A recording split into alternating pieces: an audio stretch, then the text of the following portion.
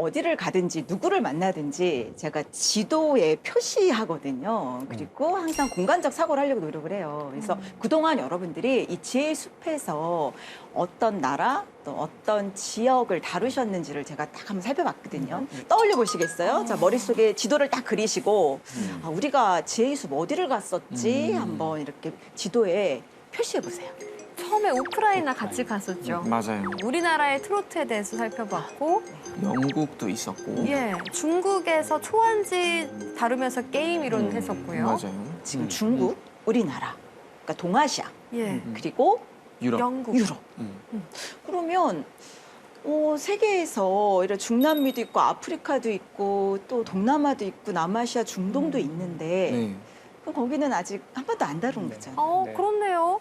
못 가봤네요. 그 우리 제작진이 분명히 잘못하신 것 같고요. 아, 잘못한 건 아닙니다. 근데 이제 이것이 어떻게 보면은 우리나라의 어떤 지적 지도일 수도 있어요. 우리나라 신문을 이렇게 펼쳐봐요. 그러면 90%가 국내 이슈예요. 그리고 10%가 해외인데 그것도 주로 미국, 중국. 뭐 가끔 유럽. 예. 나머지 지역은 거의 다루지 않고 있다. 그리고 저는 영국에서 오래 생활을 했었는데 영국 신문을 딱 펼치면 거의 한 70%가 해외와 관련된 뉴스였거든요. 그러니까 이게 나라마다 메타지리가 다른 거예요. 근데 우리는 굉장히 국내 중심적인 것 같고요. 우리나라 역사학계를 메타지리적으로 본다면 주로 어디를 전공하는 분이 가장 많을까요? 당연히 한국사가 가장 많고, 그 다음에 중국사가 많고, 그 다음에 아마 일본사, 유럽의 각국의 역사, 동남아시아, 인도, 아프리카, 남아메리카 역사를 전공하는 분은 아마 손에 꼽을 정도 아닌가 싶습니다. 근데 사실은 세계사를 이렇게 보면 중심지가 계속 바뀌었습니다. 그리스 로마에서 시작을 해서 그 다음에 이슬람, 그 다음에 몽골, 그리고 유럽으로 갔거든요. 그럼에도 불구하고 우리는 몽골과 또 이슬람 세계는 그냥 건너뛰는 경향이 있어요. 그죠? 거의 안 배웠던 것 같아요. 네. 하지만 분명히 세계사 속에서 이들이 제국을 건설하고 또 주도하던 시기가 있었잖아요. 그렇죠. 그러니까 역사도 상당히 서구 중심적으로 우리가 바라볼 뿐만 아니라 지리도 굉장히 서구 중심적이다라는 생각을 저는 해요. 우리의 네. 메타지리를 분석해 봤을 때. 네. 뭐가 문제야라고 할 수도 있겠어요. 뭐 유럽은 선진국이고 뭐 미국이 지금 세계를 주도하고 있으니까. 근데 사실은 이러한 서구 중심적인 메타지리로 인해서 우리가 놓치는 것도 많고요. 그리고 우리가 스스로 어떻게 보면은 문맹이 되어가고 있는 거 아닌가, 지리 문맹이라는 생각이 들어요. 그 지리에 대한 이해가, 편중된 이해가 지도로 연결이 되나요? 어떻게 보면 메타지리라는 것이 단어가 좀 어렵지 않습니까? 네. 사실 지리학이 원조 통속학문이에요. 그러니까 너무 크고 넓기 때문에 지리학을 제가 설명하는 데마다 아마 한 10시간 걸릴 것 같습니다. 그래서 그보다 더 상위의 개념의 메타지리를 단적으로 보여주는 게 사실은 지도예요. 어떤 한 지도를 보면 그리고 그 나라와 또는 그 학문 세계와 또는 어떤 사람이 사용하는 지도를 보면 저는 그분의 메타지리를 어느 정도는 짐작할 수 있습니다. 와. 그러니까 일종의 리트머스 시험지 같은 거다, 지도가. 어떤 메타지리를 단번에 파악하게 해주는 도구라고 할 수 있는데 문제는요. 이런 메타지리의 핵심적으로 응축되어 있는 도구인 이 지도가 잘못되면 세상을 보는 눈 자체가 완전히 달라질 수 있고 심지어 세상을 오독할 수도 있다는 게 저는 가장 큰 문제가 아닌가 싶어요. 지도가 잘못될 수도 있는 거예요, 교수님? 우리 가짜 뉴스 있잖아요. 가짜 지도도 엄청 많아요.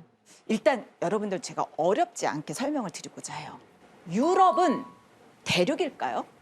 우리가 5대양 6대주 할 때 6대주에 들어가는 것 중에 하나가 유럽이잖아요. 유럽은 대륙이 아닌가요? 교수님 어떻게 생각하세요? 유럽은 아시아와 붙어 있죠. 네. 따로 떨어져 있지 않기 때문에 하나의 대륙이라고 보기는 어렵지 않겠습니까?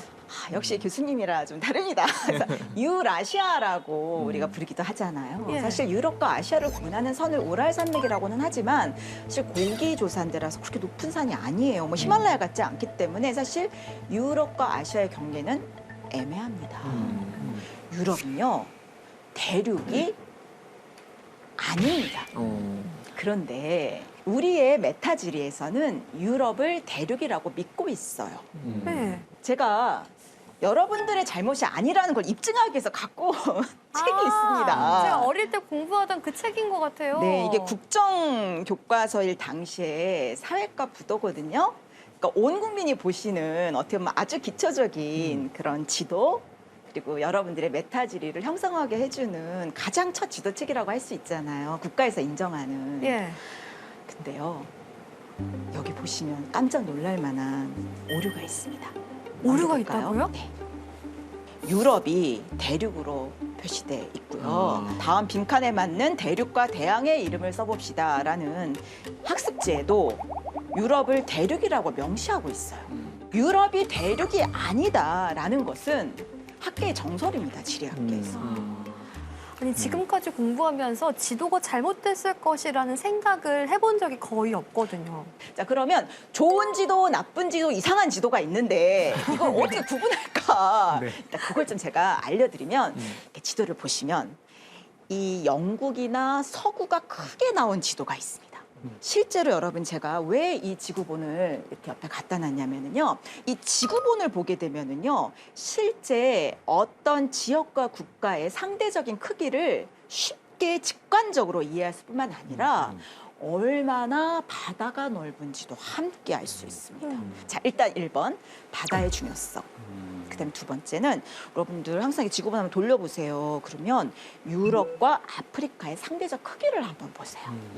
좋은 지도를 구분하는 방법 중에 중요한 것이 유럽과 아프리카의 상대적 크기를 어떻게 평면으로 보여주고 있는지를 보시면 대략 짐작하실 수 있어요. 그러니까 지금 여러분들 화면을 보시면 서구 중심주의에 의해서 옛날 대영제국 시대에 영국이 굉장히 크게 표현된 지도, 그리고 캐나다, 러시아, 또 호주 뭐 이런 곳이 굉장히 크게 표현된 지도가 있습니다. 즉 고위도가 확장된 메르카토르 도법에 의해서 만들어진 해양 시대의 지도인데요. 영국이 대영국을 통치하면서 이 지도를 사용했고 전 세계에 유포했어요. 근데 이 지도가요. 지금 21세기 한국의 교과서에도 그대로 사용되고 있어요. 진짜요? 이러다 보니까 유럽이 굉장히 크게 나오는 거의 아프리카와 맞먹는 수준으로 면적이 과장되고 왜곡된 그런 유럽 중심적인 세계 지도에 여러분들이 그동안 가스라이팅 당해 오신 겁니다. 이럴 수가. 그러니까 고위도가 확장된다는 것은 북위로 올라갈수록 북극에 가까울수록 하나의 점으로 모아져야 되는데 이걸 평면으로 펴다 보니까 그렇죠. 면적이 넓어지고 네. 적도 가까이에 있는 나라들은 자기 면적 그대로 보여주니까 상대적으로 더 좁아지고 그렇죠. 이렇게 된다는 말씀이군요. 그렇죠. 그린란드가 굉장히 크게 나오지 않습니까? 맞아요. 그리고 스리랑카 같은 섬은 작게 표현되고 특히 서구 정심적인 메르카토르 도법에서 가장 손해보는 나라가 어디냐면 별명이 적도의 목걸이에요. 적도에 딱딱 붙어있는 섬이 연결돼 있는. 인도네시아인가요? 맞습니다. 역시 늘 수를 보시는 분이라 다릅니다. 제 신이 납니다. 자, 맞습니다.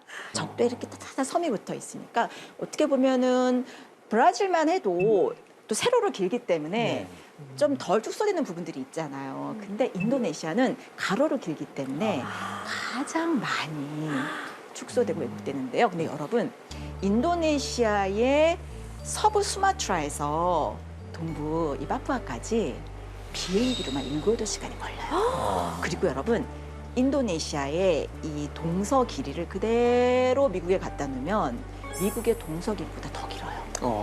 일단 그럼 좋은 지도, 나쁜 지도, 이상한 지도에 대해서 이제 여러분들이 조금 이제 좀 워밍업이 되신 상황 같고, 오늘 하나 여러분 꼭 기억하실 건 유럽은 대륙이 아니다. 아니다.